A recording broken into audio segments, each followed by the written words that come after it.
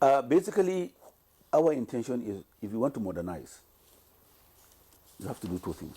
Number one, encourage people to invest.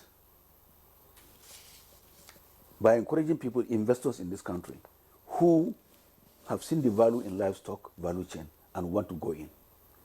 That way, you can quickly shorten your gestation period to modernize the sector.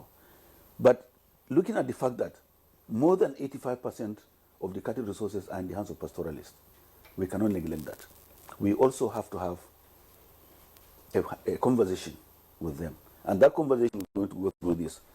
We know the grazing reserves in this country. There are about 417. They are all located in local governments. And to be able to assess this, we need a critical engagement with executive governors, local government chairmen, and community leaders to assess those grazing reserves, evaluate what is there in terms of their readiness to receive animals, give them infrastructure for husbandry, as well as for their families. So what we are going to do here is that those grazing reserves, we will have to regrass them. By regrassing, I mean we get local and exotic species of grasses that can survive in this country, and there are so many that can do in this country. Put them there, build the capacity of the pastoralists themselves to know that this is what the animals require. Provide clean, potable water for the animals. Provide amenities, social and economic amenities for them to remain there. Now we intend to create out of these grazing reserves hub of economic activities, like a cluster, agricultural cluster, where it can attract other interests, business interests, in terms of milk processors, packaging, cold chain transportation, abattoirs, etc., etc. So this is the intention of the ministry. The grazing reserves, the first grazing reserve was established in 1957, even before independence. Between then and now, we have a total land of 4.3 million hectares of land under the grazing reserve. Some are gazetted, others are not gazetted. But we need to have a conversation with the executive governors and the local government chairman and the community leaders, the RO system under the Fulani system, so that we can have an understanding. Ensure that, look, this cannot continue. You cannot change a moving object. You cannot do breed improvement if animals are moving.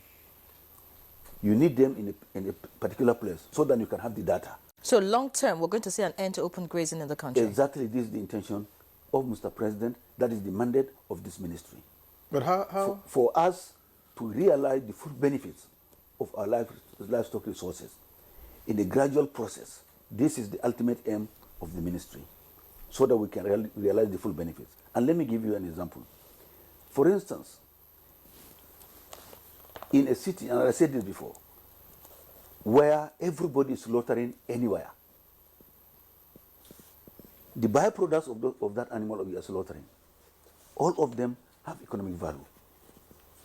If, for instance, in a city of 20,000 people, every animal that will be slaughtered is slaughtered in a designated abattoir by legislation and by enforcement, and by the driving force of the need to get value for the products. The blood of every animal that you slaughter will go to making fish meal. If you debone, you remove the meat from the bones. The bones, the hoofs, the horns are all byproducts that are of value to another industry. The hide and skin itself, we have estimated today the value of the hide and skin industry, the leather industry today in the country is about 23 billion naira. And it has the potential to create 700,000 jobs. But it's disparate. There's no aggregation. You don't aggregate the blood. You don't aggregate the waste, which goes into making organic fertilizer. You don't aggregate the skins. You don't aggregate the horns. You don't aggregate the hoofs. You don't aggregate the bones. So all these are byproducts. But if you go to any standard abattoir internationally, nothing goes to waste. And the same thing goes for poultry. Even the poultry feathers are being exported to some other countries. and or it can be used internally. So all these are processes of modernization where people can gain economic value.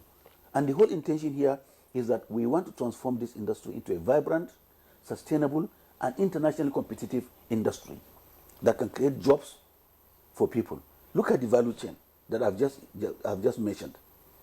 If, for instance, in this city we are slaughtering 5,000 cattle every day, imagine the amount of blood that can now lead to speeding off other fish millers who will now use the blood.